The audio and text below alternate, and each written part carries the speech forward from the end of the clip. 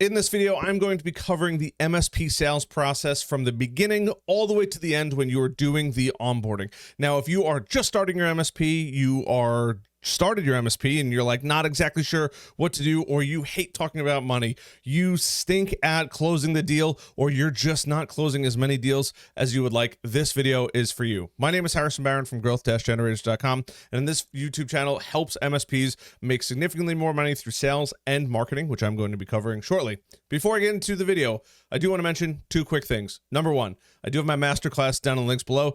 People have been raving about it. It is full of great information. Whether or not you are just starting or you are a seasoned veteran, you're going to make way more money with your MSP.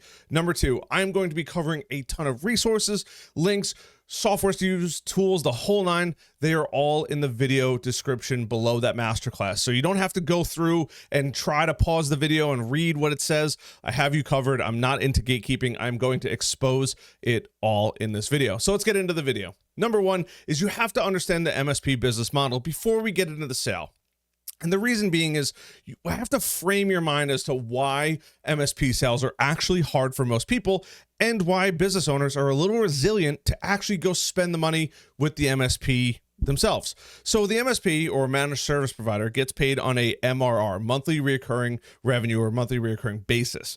And the reason being is an MSP will do a lot of different things, not just break fix. They're going to provide remote support. They're going to provide proactive, whether that's finding whether or not a computer's dead, antivirus scans, the list really goes on and on. But most MSPs are working on a proactive method to make sure that business never goes down. Or if it does, it goes down for the shortest amount of time possible.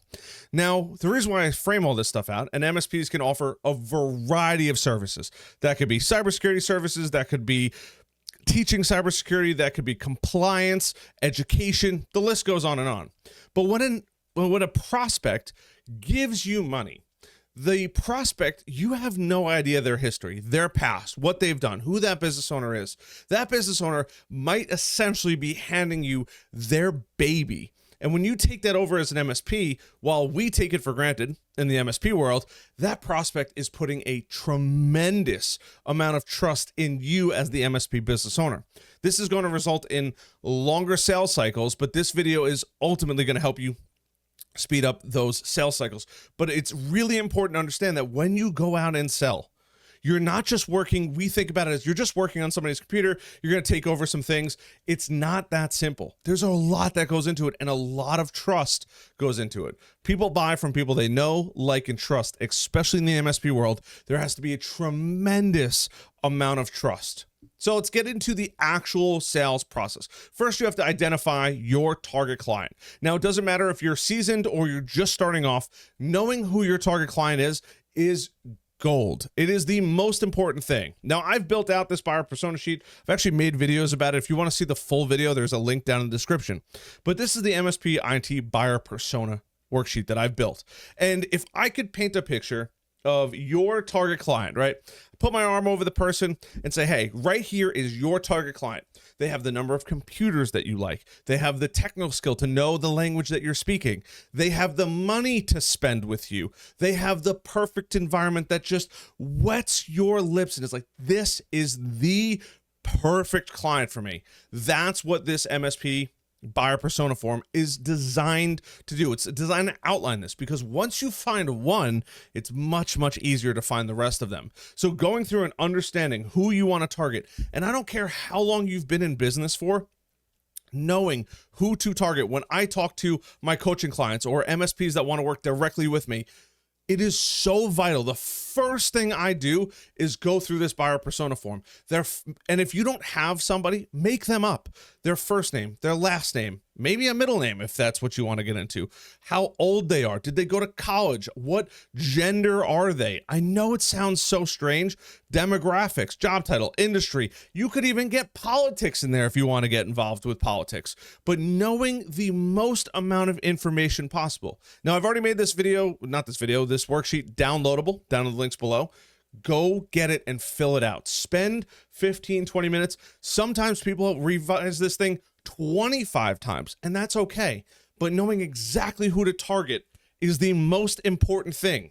Michael Phelps wouldn't go try to be a sprinter. He knows what he's good at, and he knows the competitions he can run, or the competitors he can run against, and what he's really good at. This is basically, I'm not going to say you're Michael Phelps, but this is basically the same thing. You're going to be laser focused on who you need to go target, so that way you can just crush it over and over and over again. Now, we have to understand the client's needs, and I'm going to start to skip around here a little bit, but we need to understand the client's needs. You have that imaginary client, but there has to be a point when you have to figure out, what kind of needs does this client have? Do they need to go to the cloud? Do they need compliance? Do they need to just work efficiently?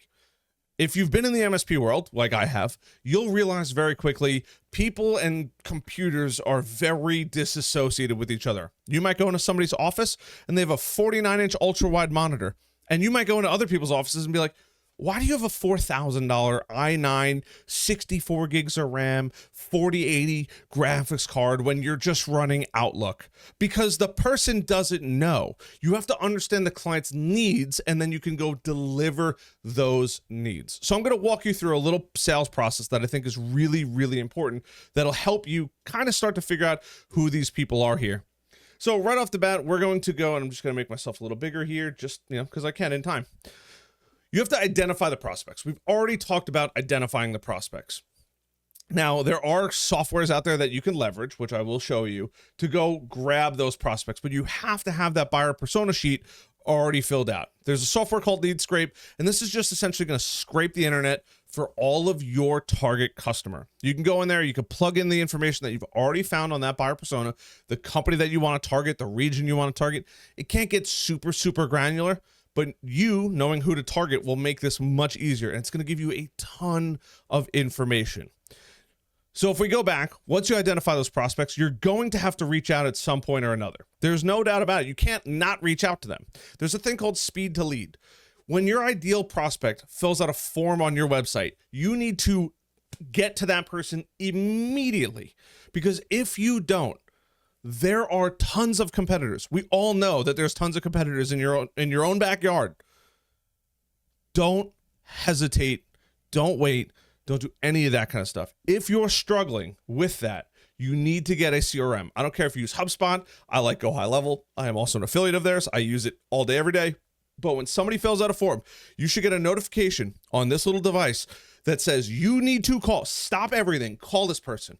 At least let them know that you're there to help them out. It's a fantastic platform. If you want to get set up with it, feel free to leave a comment down below. Reach out to me, hbaron@growth-generators.com. I will set you up with a custom solution, so that way there's no guesses. You don't have to use Go High Level. It just happens to be the one that I use. You could use HubSpot, Salesforce, Pipedrive, Zoho, Act, Keep. The list can go on and on and on. I just happen to like Go High Level. I've used HubSpot before in the past for many, many years. Pick what works for you. This is just recommendations. Once you have figured all of that out, you're going to do that initial reach out. You're going to use this little device. You're going to call that person and say, hey, I saw you filled out a form on our website. Or if you're doing cold outreach, you need to learn some basic cold outreach stuff. If you struggle with cold outreach, closing the deal, or if this video does not dive deep enough, there's a link down in the description below for my MSP Sales Pro Blueprint. It is every little bit of knowledge I have in the sales world, specifically designed for MSPs. It's like 30 hours long of content. Go get it. It is worth its weight in gold. If you don't love it, there's a 30-day money-back guarantee. I don't want this to be a pitch, but I do understand that people struggle with talking about money, dealing with clients, understanding how to follow up, dealing with objections, all of that. It's all built in there. After you do that initial outreach, your number one goal is to book a meeting. I'm going to repeat that so you don't forget. Your number one goal is to book a meeting. You want to have something on the calendar that says you're going to XYZ prospects, maybe not house, office, coffee, whatever it is, lunch, dinner, drinks, it does not matter. Booked on your calendar. I'm pointing to my phone because that's where I keep my calendar, on top of my computer. I'm sure most of you do the same. But you need to have something on there that you can look at and say, I need to go to XYZ location. Boom, you go, and you're happy and done with it. It is so vitally important that you book a meeting, because that is the first step in the rest of the sale. If you don't book a meeting, the whole thing is gone. After you book that meeting, you have to do a sales meeting. right? You've booked it. Now you actually got to show up. Sales meeting or sales assessment. Look at the hardware they have. Talk about what their system looks like. Educate the client. Talk about the cost per value that they're getting out. If one person gets up out of their chair to go help another person who's having computer issues, and both people make $50 an hour, that could be $100+ an hour that company is losing out on. Now, God forbid they take 1, 2, or even 3 hours, and this happens once a month, your MSP services could have been paid for years, as opposed to them just calling up and saying, hey, I need help. The phone gets answered, they get their resolution in minutes, and keeps everyone working. But you have to show that value. You have to showcase that value when you actually go speak to that person. If you don't showcase that value and quantify those numbers, person A makes $50 an hour, person B makes $50 an hour. If person A's computer stops working, how long does it take for him to go ask for support if you guys don't have MSP support? Is it 30 minutes? Is it an hour? Is it 2 hours? Is it a day? God forbid he doesn't want to mention it. That could be $400. And then if they ask somebody else, that just went from $50 an hour to $100 an hour. But you have to quantify, you have to showcase the value that you provide. On top of that, we all know that your RMM is going to show you when computers are dying. Hard drives are failing. Computers are significantly out of warranty or out of patch updates. You guys know the tech. I don't need to go through the tech. This is a sales thing.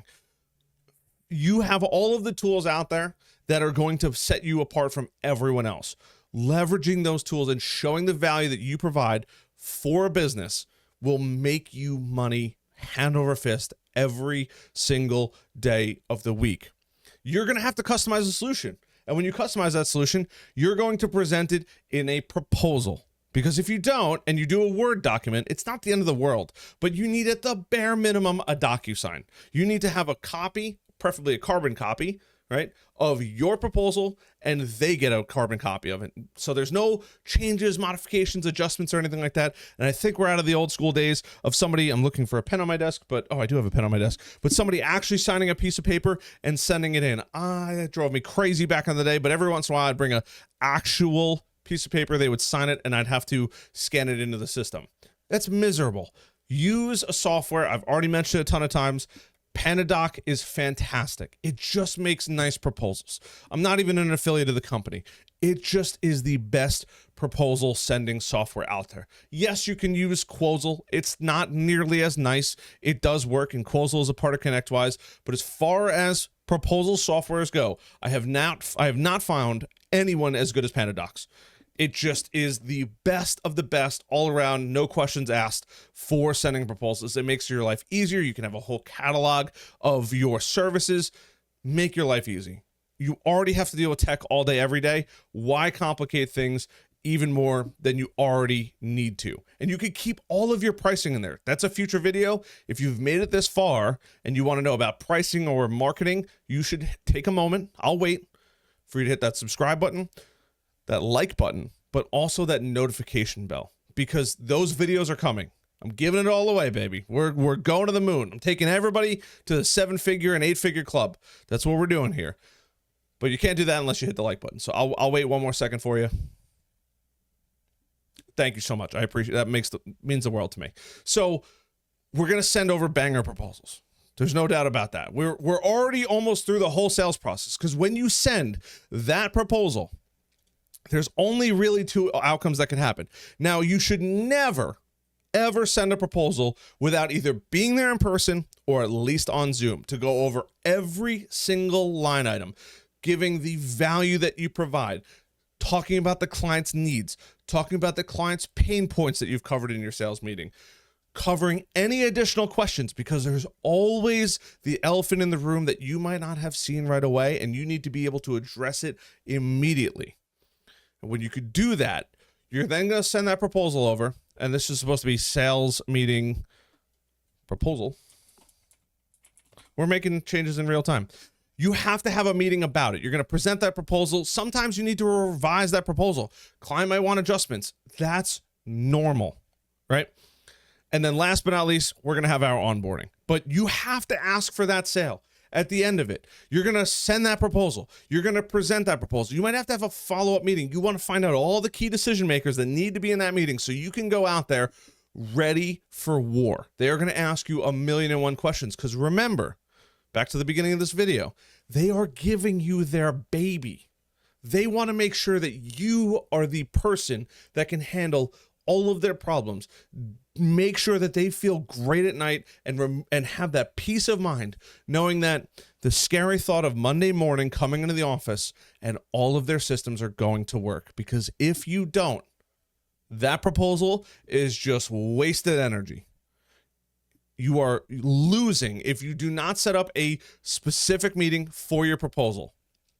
You go back, you create it, you take all the notes. If you want to get creative, put this on voice record, throw it in your pocket, and go through that entire meeting so you can listen to everything they say. Like you almost have like a photographic memory, and address every single one of those. Build that proposal, build out your proposal presentation, and deliver that proposal presentation with the confidence that you are going to crush it for them without being cocky, because you're taking over their baby and they're entrusting you with all of their financial success, their employees, the whole nine. Nobody at this point in the world wants to get hacked. It's the worst thing ever.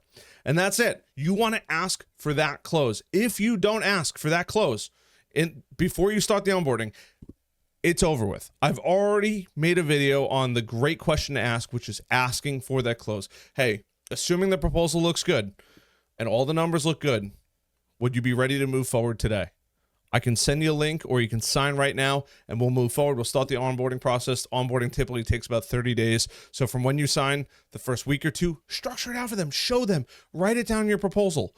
Get ready for the questions. This is why you can't just send a proposal out, because it will die immediately. You have to be ready to just be able to catch all of the pitches that they're sending as far as what to deal with, and you can crush it out there. Now, I did include two other things after this. As soon as that finishes and you do your onboarding, however long you take for your onboarding does not matter to me. You want to ask for referrals, because birds of a feather flock together. Your ideal client, your buyer persona, that dream client that we already talked about, is probably hanging out with other dream clients. Don't lose the opportunity to ask for a referral. As soon as you crush it on the onboarding, hey, by the way, I love working with you. I love working with your company. You guys are my dream client. Do you know anybody else in the space that would also be a good fit for us? We like to work with people similar to you. If they're a little smaller, that's okay. And if they're a little bigger, that's also okay. But you're in the XYZ niche having XYZ amount of computers, give or take. I would love a referral to them. It would mean the world to us and help us grow the business. And by us growing the business, you're only going to get better support anyway. Ask for that referral. And last but not least, after you ask for that referral, find ways to upsell. There's 1,000,000 ways to make a customer sticky, meaning making it difficult for that customer to leave. I know it sounds horrible, but you are their MSP. You are taking care of all of their technology. It is inevitable that they are going to be upset with you at some point or another. I don't know a single MSP in the world that has had 100% every single day perfect customer success rate. There's not a complaint in the world. You have to make it sticky, make it harder for them to leave. Office 365 subscriptions, a cloud that either you provide or you've brought them up there. Whatever it is that you can get creative and try to sell. Compliance training. Maybe you have a certification that allows you to certify their agency. I don't know how that works because I never got too deep into compliance, but that's how I've vaguely understood it from people explaining it to me. Figure out how you can upsell. Increase that regular MRR or that ARR. Hey, we know that our MRR is $1,000 a month, or their MRR is $1,000 a month, but we can get their ARR up to $14,000 or $17,000 or $20,000. $12,000 of it is for your services, and the other, I don't know, 7, 8, 9, 10, 5,000 is other services that you can sell every single year. But increase that LTV, that lifetime value of a customer, and you will be infinitely more successful in your MSP business.